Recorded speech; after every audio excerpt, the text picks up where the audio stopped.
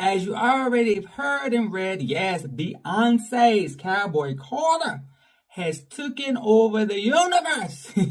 And with the largest opening week, she has dominated multiple. All the artists that collaborated on this album are getting their shine. They're earning their first entries.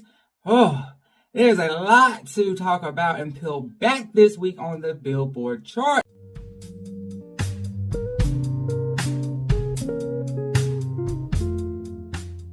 Cowboy Carter. It is number 1 on the Billboard 200.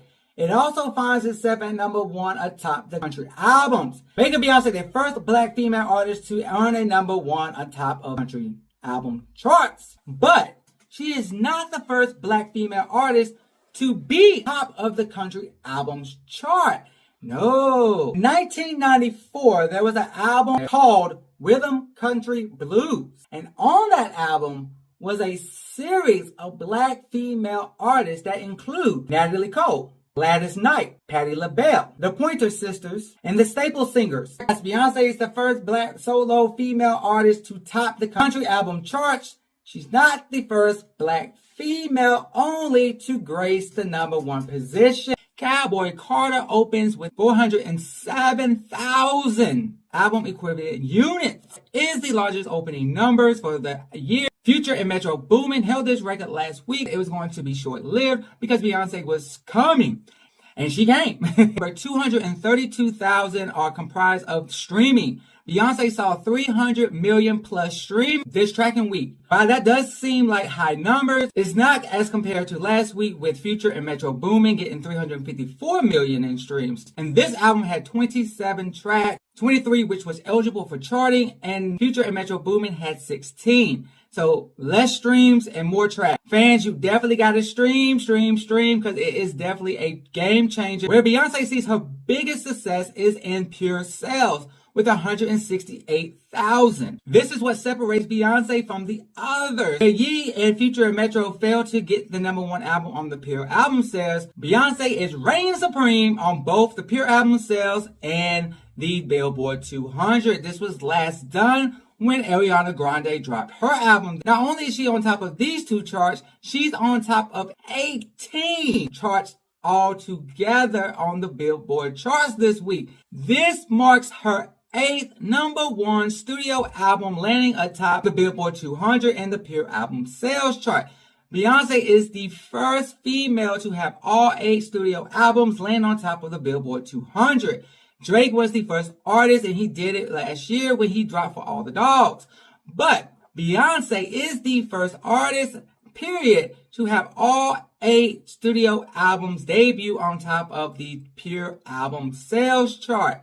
So give it up for B in the dominance of her first 8 studio albums. Cowboy Carter also earns Beyonce her biggest streaming week numbers. Renaissance is atop of the dance electronic album chart, getting that good old residual Beyonce love, the Beyonce effect. Holding strong, selling another 100 plus album equivalent week is Future and Metro Boomin's We Don't Trust You. Number 3 is Morgan Wallen's Once Upon a Time. And number 4 is Eternal Sunshine. Yes, Ari is still hanging out in the top 5, where folks who have dropped albums after her know where to be found. The Billboard 200 sees next debut with J-Hope, Hop on the Street Volume 1. It debuts with 50,000 equivalent units, and this is his highest peaking set. Last week's number 2, Olivia Rodrigo's Guts Deluxe Edition, finds itself at number 6 this week. And number 7 is Noah Kahan with Stick Season. And number 8 is Taylor Swift with Lover. And number 9, celebrating its 69th week on the chart, is SZA's SOS, still holding strong in the top 10. And rounding out the top 10 is Zach Bryan's self-titled album. He has jumped up. Travis Scott is back. And you can find Utopia hanging out at 15. Ye and Ty Dolla's Vultures is celebrating its 8th week, but it's at number 18. Is Ye going to be pushed out of the top 20 with less than 10 weeks to his name? Let's see. but it's hanging on by a thread at 18. Don't play with the legends, the icons. Best of Bob Marley and the Wailers. It is celebrating its 829th week on the Billboard 200, and it's at 31. The tour is doing what the tour is supposed to be doing. The Barbs are doing what the Barbs are supposed to be doing. Nicki Minaj's Pink Friday 2 jumps back up the charts and it lands at number 51 this week.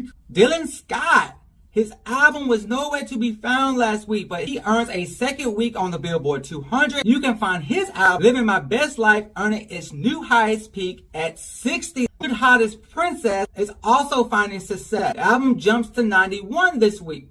And of course, everybody's calling the Beyonce effect. Renaissance jumps from 170 to 96 and making their debut at 108 is Sum 41. Hell versus Heaven. Flo Milli, she celebrates selling 500K album equivalent units. She's now eligible for the gold. And you can find the album at 109. There are several re-entries on the 200 to include The Weeknd's Beauty Behind the Madness. It lands at 110 in its 299th week. Y'all stream it one more good time so it can get 300. Come on, let it make the 300 club, y'all. And you can find Drake's Thank Me Later at 166. Boss Man Delo's Slippery at 179. This is his new high peak for the album, and it gives him his second week. Woo! I don't know. I mean, I think it would be nice just to be on the Billboard 200, but I don't know if I would want to just spend a single week. So thank y'all for streaming him and allowing him to jump back to spend an additional week. Like I said, I'll just be happy to be on the charts. And so this artist is probably happy too to see his name.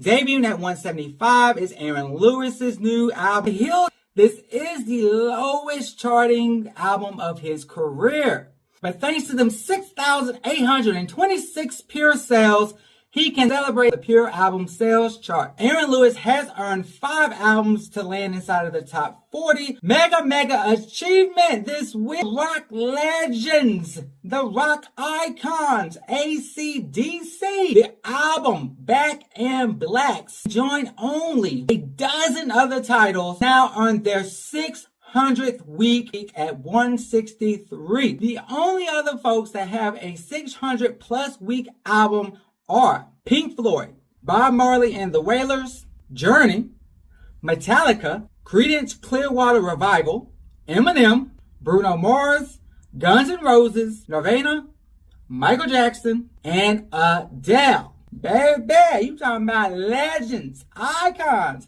But for Adele and Bruno Mars to be among the legends, that speaks volumes. Lots of good moves on the Billboard 200. And let's see how the Billboard 200 correlates with who bought your shit. Beyonce. Yeah, 168,000 pure album sales. She reigns supreme. At number 2. Number 5, the 200. Number 2 on the pure sales is J-Hope, followed by Lover by Taylor Swift, which is up from 7. Number 4, following Lover, is 1989's Taylor's version. Where they lacked in streaming, they made up for album sales. Debuting at number 5 is Sum 41's Heaven vs. Hell. And Aaron Lewis is at number 6 with The Hill, even though he was at 175 on the Billboard 200. Give him his 5th top 10 entry on the chart. Oh, yes.